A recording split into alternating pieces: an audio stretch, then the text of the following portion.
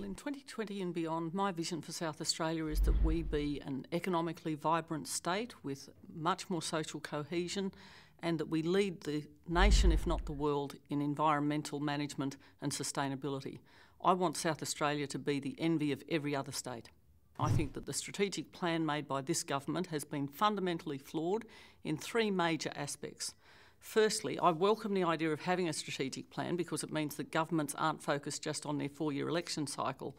But the reality is that unless you engage on a bipartisan basis to create that strategic plan from the outset, then it's never going to work.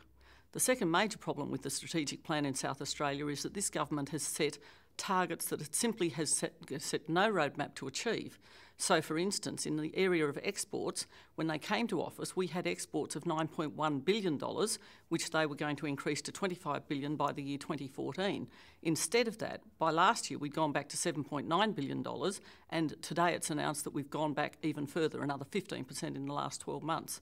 The third major problem with this strategic plan is that this government requires all agencies and departments to comply with it in terms of any applications or suggestions for what they might do, and yet the government itself has ignored it when it's come to things like the hospital, which was never in the strategic plan, when it comes to things like the Oban extension or the trams. Those things were never put into the strategic plan. So the government just nonchalantly ignores its own strategic plan but sends bureaucrats into a tizzy trying to comply with their silly requirements.